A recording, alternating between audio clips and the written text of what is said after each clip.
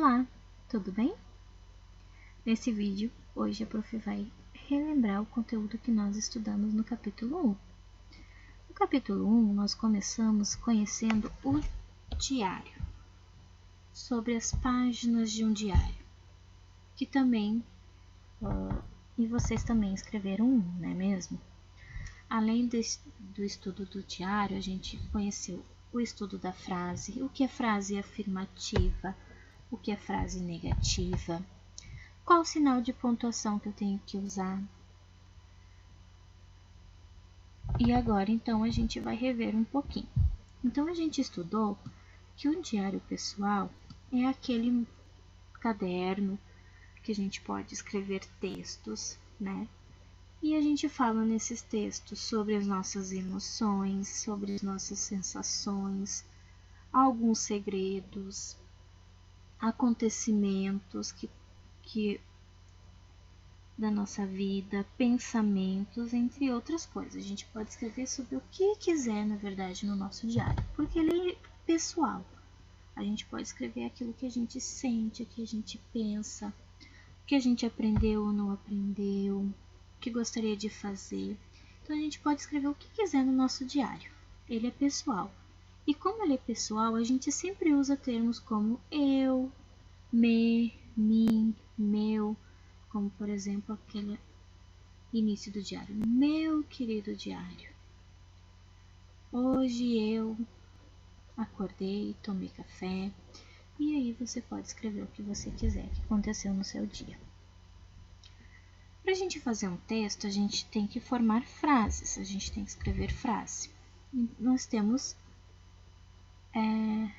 frase que ela é formada por uma ou mais palavras, de forma organizada, que formam um sentido completo. Ou seja, quando eu escrevo uma frase, significa que eu quero dizer algo para alguém, certo? Que ele traz um sentido de algo que eu quero falar e passar para uma pessoa, para a pessoa que está lendo.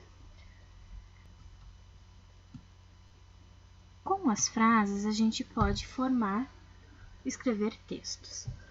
Só que o texto ele também precisa ser organizado. Assim como a gente organiza as palavras na frase para trazer um sentido completo para a pessoa que está lendo, quando a gente escreve um texto, a gente também precisa fazer isso. Então, existe o parágrafo, que são os blocos, né, os pedacinhos dos textos. Lembro que quando a gente fazia o texto na sala de aula, a prof dizia que tinha que ter início, meio e fim. É assim que a gente identifica os parágrafos. Claro que o início, a partezinha inicial do texto, ela pode ter 1, 2, 3 parágrafos, depende do tamanho do texto que você quer escrever. O ponto final, ele é utilizado sempre no final de uma frase afirmativa ou negativa.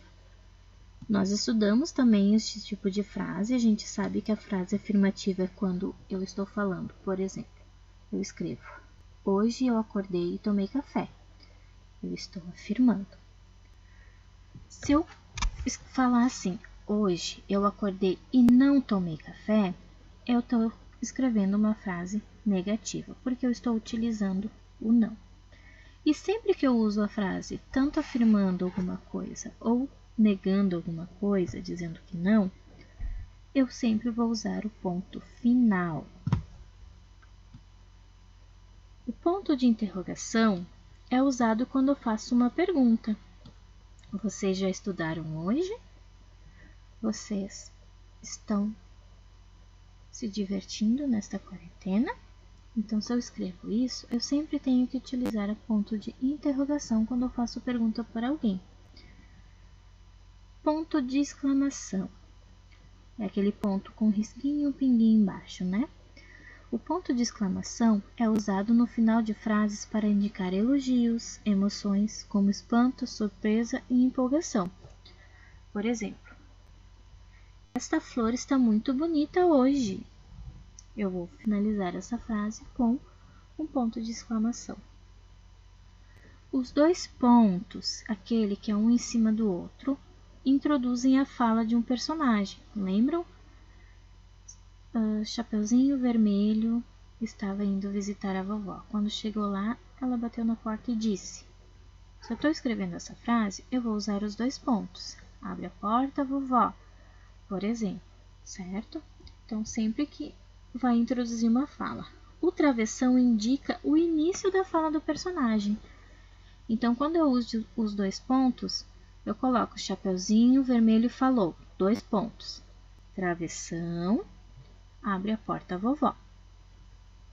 Então, o personagem, quando tem o travessão, significa que tem um personagem, uma pessoa falando.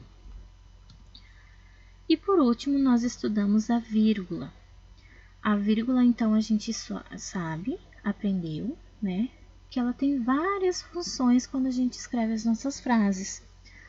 Ela serve para enumerar elementos de uma lista, como por exemplo, hoje eu acordei, tomei café, lavei a louça e fui estudar. E estudei. Então, essa frase eu vou colocar, eu estou enumerando coisas que eu fiz. Então, eu vou utilizar a vírgula. Separar o nome da cidade da data. É como a gente faz lá no nosso caderno quando a gente chega na escola.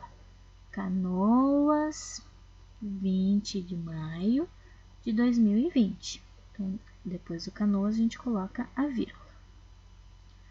Separar o termo que explica o termo anterior. Então, quando eu vou explicar alguma coisa, eu utilizo a vírgula. Separar a palavra que indica um chamamento.